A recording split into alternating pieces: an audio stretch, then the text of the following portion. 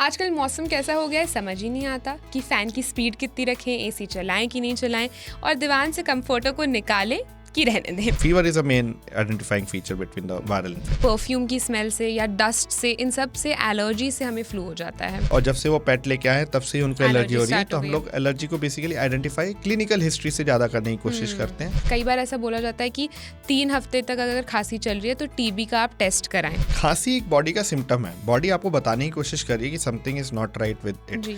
तो body fight करने की कोशिश, बॉडी डिफेंसिव एक्शन है बेसिकली, खांसी की कुछ निकालने के लिए बेसिकली बॉडी कर रही है। कब हमें डॉक्टर की सलाह लेनी चाहिए, कितने दिन वेट करना चाहिए और कितने दिन बाद हमें एक दवा खानी चाहिए? पानी गर्म करके भगोने के अंदर में हम लोग भाप ले रहे होते थे।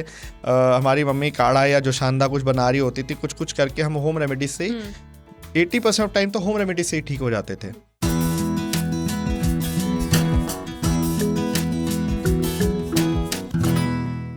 आजकल मौसम कैसा हो गया है समझ ही नहीं आता कि फ़ैन की स्पीड कितनी रखें, एसी चलाएं कि नहीं चलाएं और दीवान से कंफर्टर को निकालें कि रहने दें। अब इन्हीं सब चीज़ों के कारण ठंडा गर्म हो जाता है और हम लोग फ्लू या वायरल इन्फेक्शन के चपेटे में आ जाते हैं। अक्सर इस सीज़न में हमें हमेशा इस चीज़ की बड़ी दिक्कतें रहती हैं कि हमें फ्लू हो गया, कभी कभी हमें वायरल हो गया और हमेशा हम डॉक्टर के पास जाते हैं।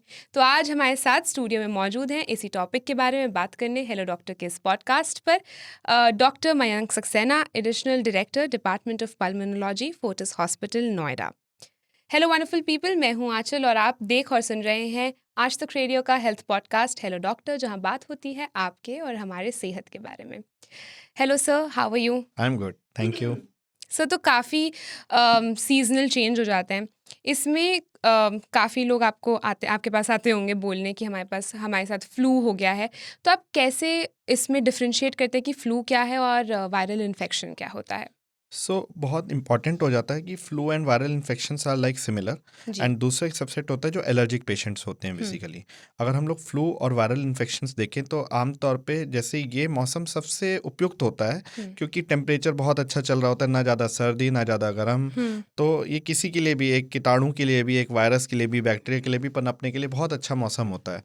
और दूसरा, चूँकि इस समय कोई ना स्कूल की छुट्टी होती है ना कहीं होती, तो क्लोज एटमॉस्फेयर के ज़्यादा चांसेस होते हैं, फेस्टिवल टाइम होता है, लोग मिलजुल भी रहे होते हैं, तो कहीं ना कहीं वायरल स्प्रेड इस समय ज़्यादा होता है।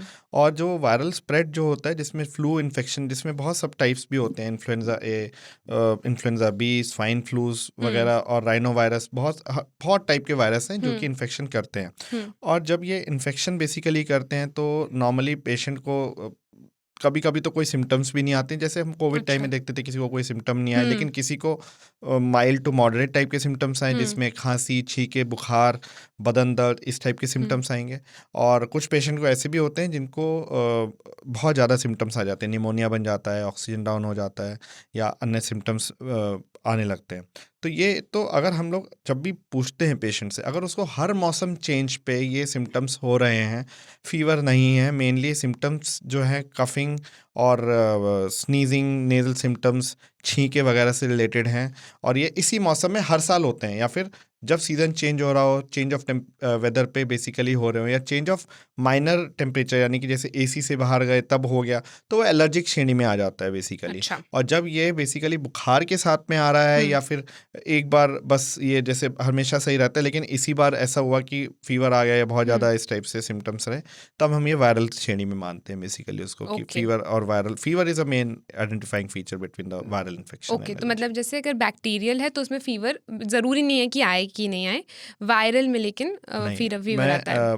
करेक्ट करूँगा, एलर्जिक एंड मैं वायरल की बात कर रहा हूँ। एलर्जिक जो हो गया वो जहाँ पे बॉडी की इम्यूनिटी अपने आप एलर्जी काइंड किसी डस्ट से या किसी चीज़ से लड़ने लग जाती है। बैक्टीरियल वाले जो होते हैं इन्फेक्शन, वो वायरल के बाद में आते हैं बेसिकली। जैसे किसी को वायरल हुआ, आपने देखा होगा किसी को वायरल हुआ, थोड़ा बहुत पहले तो सूखा सा खांसी वगैरह हुआ, फिर बलगम वाली खांसी या इस टाइप से आने लग जाता है, तो वो सेकेंडरी इन्फेक्शन या बैक्टीरियल इन्फेक्शन की तरफ इंडिकेट करता है। तो वो आइडेंटिफाई करना बड़ा इंपॉर्टेंट होता है कि किसको क्या। और कई बार ओवरलैप भी होता है किसी एलर्जिक पेशेंट में जिसमें हर साल ये चीज़ें हो रही हैं और उस टाइम पे इन्फेक्शन के सिम्टम्स भी आ रहे हैं बेसिकली। सो वो आइडेंटिफाई करना सबसे, वो हिस्ट्री से एग्जामिन करके पेशेंट को हम आइडेंटिफाई कर पाते हैं कि ये एलर्जी है, फ्लू है, फ्लू विद एलर्जी है हम्म। या बैक्टीरियल इन्फेक्शन है। ठीक है सर। वायरल और बैक्टीरियल जो दोनों इन्फेक्शंस हैं, इनके क्या लक्षण होते हैं? इनको आप बस 5 पॉइंट्स में बता राइट। दीजिए हमें। सो वायरल के जैसे मैंने आपको बताया, नॉर्मली छींकें, सर्दी, जुकाम, खांसी, सूखी खांसी, ये सब लक्षण बेसिकली हम लोग नॉर्मल एक वायरल इन्फेक्शन में देखते हैं। जी। बट अगर ये सिम्टम्स बढ़ें, अगर लोअर रेस्पिरेटरी ट्रैक्ट को इन्वॉल्व करें, जिसमें कि सांस में घड़ की जैसे बलगम जमा हो जाना, घड़ की आवाज़ आना, जिसमें पसली चलने वाले सिम्टम्स भी हम लोग बच्चों में देखते हैं, या फिर फीवर ठीक हो गया था लेकिन फिर वापस राइज करना शुरू कर दे, तो वहाँ पे हम लोगों को बैक्टीरियल इन्फेक्शन के बेसिकली खतरे शुरू हो जाते हैं कि हाँ ये बैक्टीरियल, वहाँ पे एंटीबायोटिक का रोल आ जाता है बेसिकली। बट वो भी डॉक्टर से सलाह करके लेना इंपॉर्टेंट है, और इसलिए आइडेंटिफाई करना between viral and bacterial is important. Most of time body viral infection अपने आप ही निपट लेती है, कुछ बार ही जाता है कि यहाँ पे बैक्टीरियल इन्फेक्शन ऊपर से हो जाता है। अगर कोई अपनी इम्यूनिटी का अपना ध्यान नहीं रख रहा है, बहुत एक्सर्शन ले रहे हैं, वायरल के टाइम में भी काम में लगे हुए हैं, बाहर का खाना खा रहे हैं, पानी ठीक से नहीं पी रहे, और कभी कुछ मेडिसिन ले लिया, कभी कुछ मेडिसिन ले लिया, वहाँ पे हम लोग ये चीज़ों को देखते हैं कि वो बैक्टीरियल इन्फेक्शन होने के चांसेस थोड़े से बढ़ जाते हैं। ऐसा भी माना जाता है सर, जैसे फ्लू जो होता है वो काफ़ी सारी एलर्जीज उसका एक पॉइंट होता है, तो क्या ये सही बात है कि परफ्यूम की स्मेल से या डस्ट से, इन सब से एलर्जी से हमें फ्लू हो जाता है? सो फ्लू एक इन्फेक्शन की वो है बेसिकली। सो ये लेकिन काफ़ी इंटरेस्टिंग फिनोमिना है। जैसे किसी को अगर, जैसे हम लोग कोविड टाइम में देखा था, कोविड जिसको भी हुआ है कहीं पे भी, कहीं ना कहीं, ऐसा नहीं कि हर एक पेशेंट में, लेकिन किसी पेशेंट में एलर्जिक सिम्टम्स ट्रिगर हो गए हैं बेसिकली। तो एक बार कोविड हुआ, कोविड तो ठीक हो गया, लेकिन एलर्जिक सिम्टम्स ट्रिगर हो गए। ऐसे ही हम लोग स्वाइन फ्लू के साथ में भी आज की डेट में देख रहे हैं, जहाँ पे स्वाइन फ्लू अगर कहीं कुछ हुआ है तो रिकरेंट एलर्जिक सिम्टम्स की, एक उससे पहले बिल्कुल ठीक रहते थे, लेकिन जब वो एक स्वाइन फ्लू हुआ उसके बाद में वो एलर्जिक एलिमेंट्स आने लगे बेसिकली, कि हर मौसम चेंज में वो बीमारी वाली फीलिंग आना, फीवर आ जाना, कफिंग आ जाना। तो कहीं ना कहीं ये बेसिकली रिकरेंट इन्फेक्शन ये भी हो सकता है, या फिर एलर्जिक सिम्टम्स भी प्रेसिपिटेट कर सकता है बेसिकली। अच्छा। तो फ्लू और एलर्जिक सिम्टम्स को कई बार आइडेंटिफाई करना और डिफरेंशिएट करना बहुत इंपॉर्टेंट हो जाता है, क्योंकि एलर्जिक सिम्टम्स को हमें थोड़ा लॉन्ग टर्म ट्रीटमेंट की जरूरत पड़ती है। जबकि फ्लू को हम लोग एक छोटा 5 से 7 डेज ड्यूरेशन की ट्रीटमेंट की, कई बार तो ट्रीटमेंट की जरूरत भी नहीं पड़ती है, जरूरत भी पड़ती है तो 5 से 7 दिन में एक नॉर्मल वायरल की तरह बेसिकली वो ठीक हो जाता है। तो सर एलर्जिक जब हो जाता है तो उसका क्या ट्रीटमेंट होता है जब आप एलर्जी से ट्रीट कर रहे हैं? सो एलर्जिक का हम लोग मेनली देखते हैं कि एलर्जिक के, अगर हम लोग देखेंगे बड़ा इंटरेस्टिंगली, एलर्जिक के 4-5 तरह के सिम्टम्स होते हैं। अच्छा। एलर्जी क्या है? बॉडी की इम्यूनिटी एक डस्ट पार्टिकल से लड़ाई कर रही है, जिससे उसको कोई खतरा नहीं है।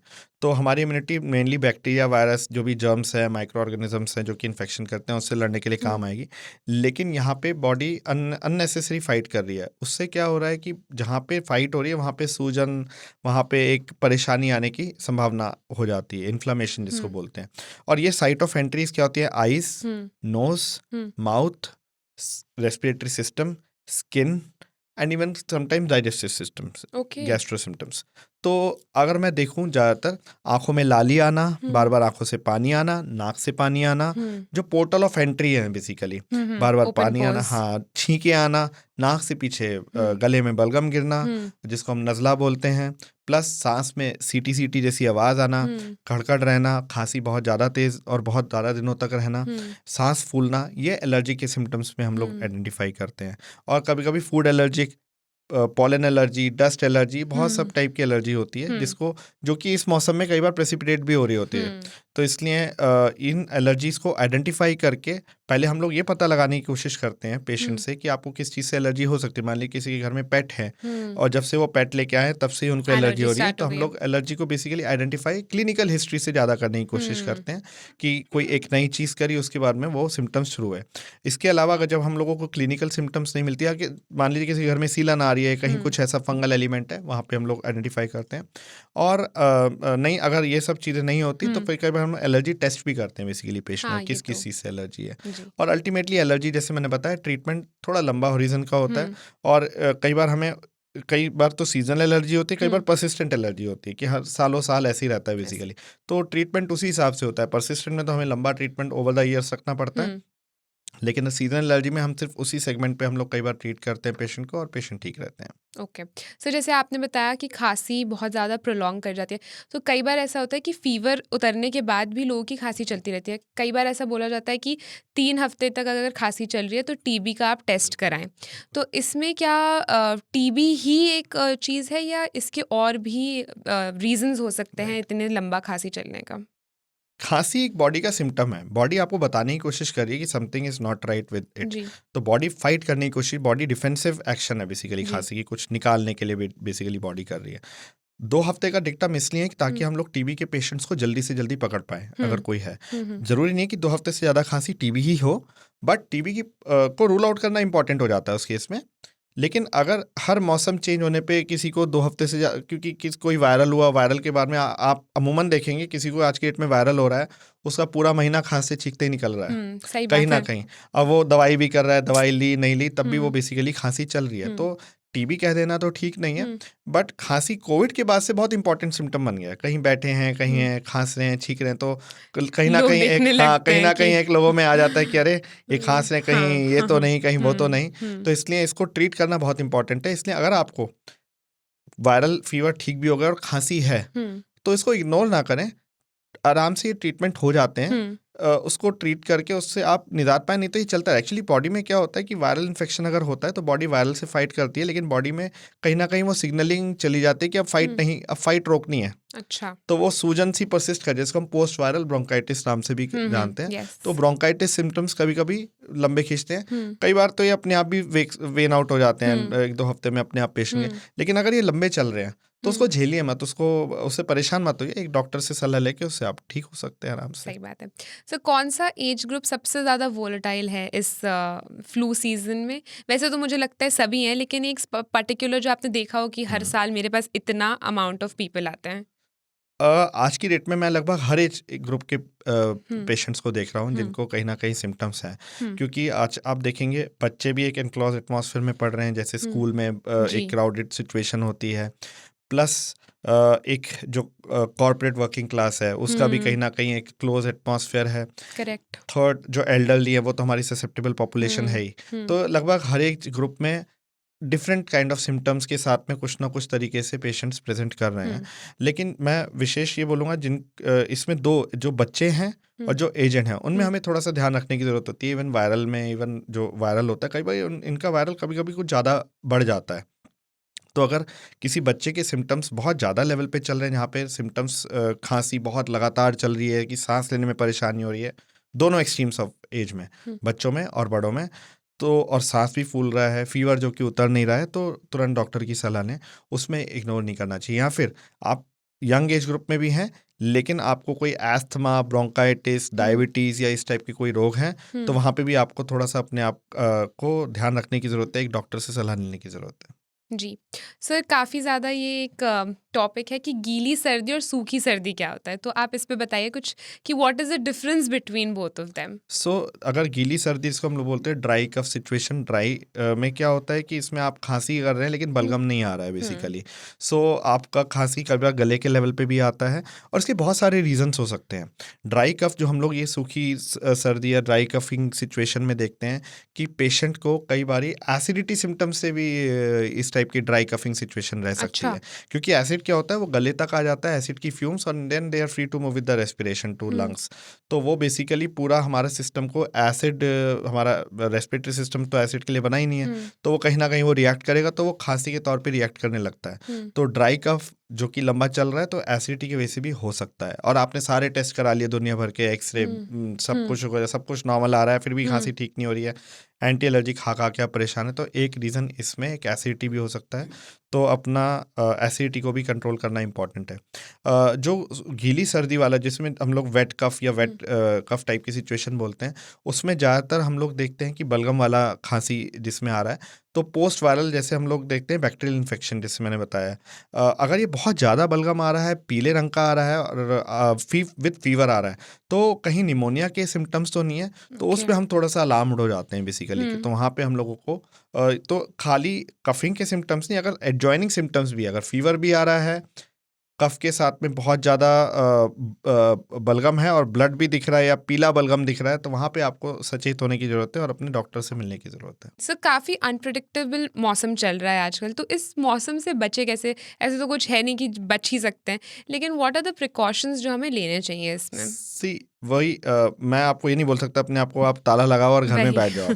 काम पे भी जाएंगे, बच्चे भी स्कूल जाएंगे, सब अभी दिवाली का फेस्टिवल है, जी। तो ये इस समय सब आप देखेंगे पटाखे भी जलते हैं, पोल्यूशन भी आता है। बट इम्पॉर्टेंट है कि अभी हम लोग, अगर हमें पता है कहीं पे अगर कोई बीमार है, कोई वो है, या आप में ही सिम्टम्स हैं, फ्लू के सिम्टम्स हैं, आप ही बीमार हो, तो मास्क का उपयोग जरूर करें। अच्छा।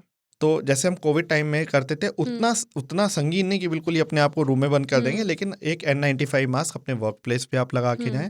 और अगर आप ठीक महसूस नहीं कर रहे हैं तो आप छुट्टी भी ले सकते हैं, वर्क फ्रॉम होम भी कर सकते हैं। आज के डेट में बहुत अच्छी सिचुएशन है कि हम वर्क फ्रॉम होम में अपने काम को कर सकते हैं। जी।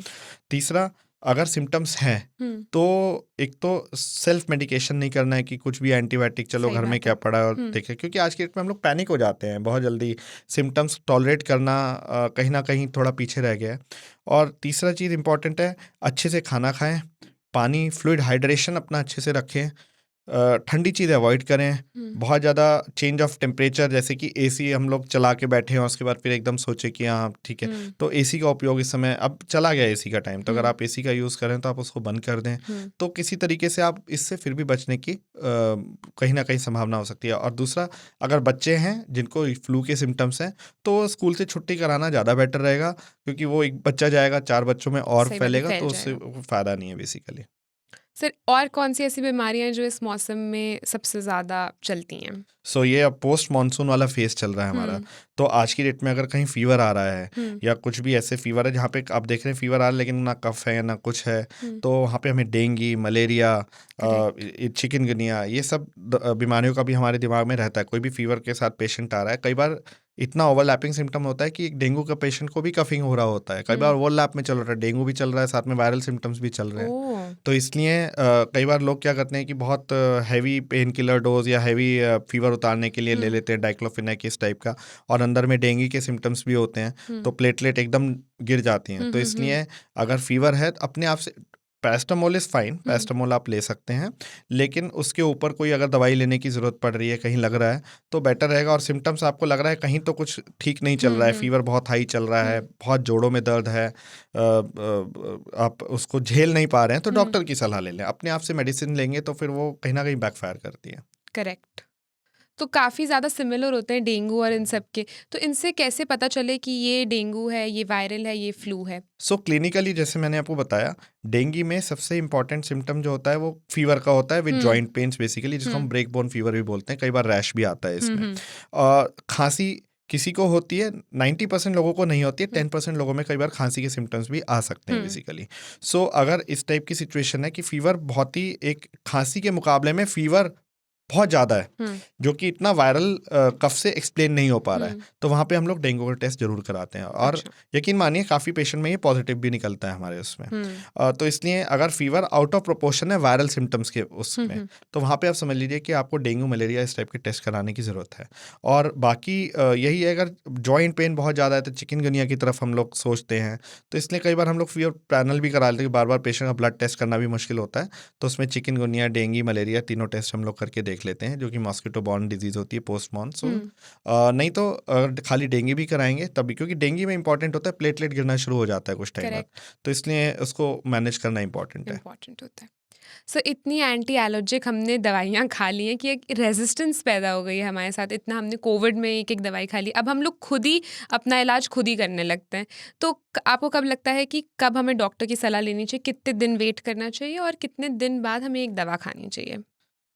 इसमें 2 टाइप की दवाई हो गई, एक तो एंटीबायोटिक और एक एंटी एलर्जिक, और भी तरह तरह की जो दवाई आज की जी। डेट में हम लोग का, मैंने जैसे बताया, अगर आप देखेंगे ये भी जो प्रचलन बढ़ा है दवाइयों खाने का, ये अभी पिछले 10-12 सालों में ही बढ़ा है। उससे पहले तो हम लोग मेरे को अभी भी याद है, ना घर में स्टीमर होता था, ना नेबुलाइजर होता था, ना कुछ होता था, पानी गर्म करके भगोने के अंदर में हम लोग भाप ले रहे होते थे। हमारी मम्मी काढ़ा या जो शानदा कुछ बना रही होती थी, कुछ कुछ करके हम होम रेमेडीज से 80% ऑफ टाइम तो होम रेमेडी से ही ठीक हो जाते थे। तो अब आज की डेट में क्योंकि वर्क प्रेशर भी है कि अगले दिन काम पे जाना है, छुट्टी भी नहीं होनी चाहिए बिल्कुल, तो हमें बहुत जल्दी ठीक होने का है। और दूसरा आ जाता है कोविड के बाद से हम देख रहे हैं डर, कहीं ये कुछ ऐसा ना हो करेक्ट। जाए, कहीं कुछ, तो इस चक्कर में हम लोग कहीं ना कहीं ओवर यूज ऑफ मेडिकेशन भी कर रहे हैं। अब मसलन अब वायरल इन्फेक्शन है कोई और हमने अगर एंटीबायोटिक खाया तो ये मिसफायरिंग है, ये बेसिकली एंटीबायोटिक का वायरल पे कोई असर होता ही नहीं है। तो अगर आप एंटीबैक्टीरियल एक मेडिसिन खा रहे हैं, जैसे आज के डेट में हम लोग देखते हैं लोग को झट खांसी हुई, ऑगमेंटिन ले लिया, अजिथ्रोमाइसिन ले लिया, कुछ भी एमॉक्सक्लेव ले लिया, कुछ भी दवाई ले लिया, तो ये एक्चुअली वायरल पे तो असर कर नहीं रहा, लेकिन जो हमारी जो लाइनिंग है, जो हमारा म्यूकोजल लाइनिंग है नाक में, हमारे जो हमारे हेल्पफुल हेल्दी बैक्टीरिया है वो उसको उड़ा देती है, उसको ख़त्म करती है। उससे सेकेंडरी बैक्टीरियल इन्फेक्शन होने का चांसेस ज़्यादा होता है। सिंपल सी बात है, अगर एनिमी रेंज में नहीं है, आप फायरिंग करोगे तो अपनी लोकेशन तो बता रहे हो आप, तो इसलिए जब तक एनिमी रेंज में नहीं आएगा तब तक आपको फायर नहीं करना है, यानी कि जब तक आपको बैक्टीरियल इन्फेक्शन का सही में सस्पिशन ना हो तब तक आप उसमें एंटीबायोटिक देने का कोई फायदा नहीं है। हाँ, एंटीवायरल का उपयोग भी बहुत लिमिटेड करना चाहिए। आज की डेट में हम लोग फिर भी उसका उपयोग कम है, डॉक्टर्स की प्रिस्क्रिप्शन पे ही बेसिकली अच्छी बात है वो मिलती हैं, एंटीवायरल ऑसेल्टामाविर करके आती हैं, वो हम लोग रिजर्व रखते हैं उन्हीं पेशेंट में जहाँ पे वायरल इन्फेक्शन इतना ज़्यादा बढ़ गया कि वायरल निमोनिया टाइप की सिचुएशन में आ गया है, स्वाइन फ्लू जैसे पेशेंट्स हो गया, तो वहाँ पे हम लोग इसको ज़रूर यूज़ कर सकते हैं। तो एक तो अपने शरीर को दवा की गोदाम मत बनाइए, पैनिक नहीं करिए। आप देखेंगे जो वायरल सिम्टम्स के एक्सट्रीम सिम्टम 1 और 2 डेज़ के होते हैं। अगर आपकी इम्यूनिटी लो नहीं है, आप बिल्कुल सही अपना खान पान रखते हैं, तो 1-2 दिन के सिम्टम्स के बाद में वो डाउन ग्रेडिंग शुरू हो जाएगी।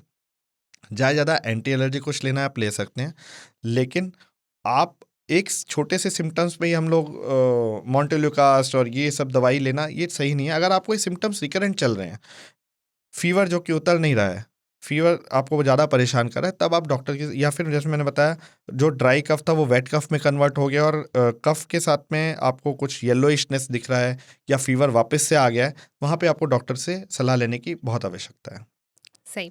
सर लास्ट क्वेश्चन ये है कि एज़मा पेशेंट्स जो होते हैं उनके लिए ये कितना टफ है, फ्लू एंड कोल्ड कफ, तो इसमें वो कैसे बचाव कर सकते हैं, क्या प्रिकॉशंस ले सकते हैं, how can they be safe? So जैसे मैंने बताया कि वायरल या फ्लू इन्फेक्शन जो होता है वो बेसिकली इन्फ्लेमेशन या एलर्जिक इन्फ्लेमेशन को ट्रिगर कर देता है बेसिकली। सो जो एस्मा पेशेंट्स हैं, जो एस्मा पेशेंट इस समय सबसे ज़्यादा प्रोन है एस्मा अटैक के लिए भी, एस्मा की एग्जार्बेशन या एस्मा बढ़ गया, और ज़्यादातर कारण जो उसके होते हैं फ्लू इन्फेक्शन की वजह से बेसिकली ये चीज़ बढ़ जाती है, क्योंकि वायरल हुआ, वायरल के बेसिकली एलर्जिक ट्रिगरेंस हुआ और उससे बेसिकली ये चीज़ बढ़ गया, और मौसम भी चेंज हो रहा है तो उसमें पॉलन लोड भी है, सब कुछ है, तो चौतरफा हमला हो जाता है एक तरह से। तो अब उस तरह के उसमें प्रॉब्लम क्या होता है कि पेशेंट भी कहीं ना कहीं कंफ्यूज हो जाता है कि अरे मैं दवाई भी ले रहा हूँ फिर भी मैं, क्योंकि कई बार इन्हेलर चल रहे होते हैं, सब चल रहा होता है। तो पहला तो ये चीज़ है कि इन्हेलर अपने आप को रोकते नहीं है, जो आपके चल रहे हैं उसको चलते रहिएगा। अगर एस्थमा पेशेंट को फीवर या इस टाइप के सिम्टम्स हैं वायरल के सिम्टम्स में, तो अपने डॉक्टर से ज़रूर संपर्क करें, सेल्फ मेडिकेशन ना करें। थर्ड थिंग, अगर सिम्टम्स बहुत ज़्यादा ओवर द मार्क बढ़ रहे हैं कि सांस में सीटी जैसी आवाज़ सुनाई दे रही है, सांस फूल रहा है, इस टाइप के सिम्टम्स आ रहे हैं, तो देरी बिल्कुल ना करें, क्योंकि कभी भी अटैक में जाने की संभावना रहती है इसमें। तो इसलिए एस्थमा के पेशेंट्स को अगर वायरल हुआ है तो पैनिक तो नहीं करें, बट इग्नोर भी ना करें, तो उसको ऑब्जर्वेशन में हम लोग को रखना चाहिए। और एक और बात, ये प्रिवेंटेबल इन्फेक्शन कैटेगरी में आते हैं, फ्लू इन्फेक्शन या ये इवन निमोनिया भी, बैक्टीरियल निमोनियाज भी, क्योंकि इनकी वैक्सीन उपलब्ध है। जैसे कोरोना से बचने कोविड की वैक्सीन उपलब्ध है, ऐसी फ्लू से बचने के लिए फ्लू वैक्सीन उपलब्ध है, और वो हर साल लगती है बेसिकली। सो एस्थमा पेशेंट हो गए, सीओपीडी पेशेंट हो गए, डायबिटीज़ पेशेंट जिनकी इम्यूनिटी लो है, कैंसर थेरेपीज़ पे चल रहे हैं, स्टेरॉइड्स पे चल रहे हैं, उन पेशेंट को तो बहुत मैं रिकमेंड करूँगा कि वो अपना फ्लू वैक्सीनेशन बिल्कुल कराएं, निमोनिया वैक्सीनेशन भी कराएं। इनफैक्ट जो 65 ईयर्स के ऊपर एज है किसी की भी, तो वो तो चाहे ये बीमारी नहीं भी है तब भी अपना वैक्सीनेशन अपना ज़रूर करा लें। थैंक यू डॉक्टर, आपसे बात करके मुझे बहुत बहुत अच्छा लगा। आई होप हमारे व्यूअर्स और लिसनर्स को भी कुछ इंसाइटफुल मिला होगा। अगर आपको इस फ्लू सीज़न में बचना है, अपने आप को बचाना है, तो अपनी इम्यूनिटी को स्ट्रॉन्ग रखें, जैसा कि हमें डॉक्टर ने बताया। अपने फ्लूइड्स खाएं, अपने फ्लूइड्स लें, अच्छा खाना खाएं, फ्रूट्स खाएं और एकदम स्ट्रेस फ्री लाइफ जिएं। अब हम मिलेंगे आपसे हेलो डॉक्टर के अगले एपिसोड में। तब तक के लिए आप यूट्यूब पे हमें प्लीज़ लाइक, कमेंट और सब्सक्राइब करें, और जहाँ भी जिस भी ऑडियो स्ट्रीमिंग प्लेटफॉर्म पर आप हमें सुनना पसंद करते हैं वहाँ रेटिंग ज़रूर कर दें। बाकी तब तक के लिए आज तक रेडियो सुनते रहिए।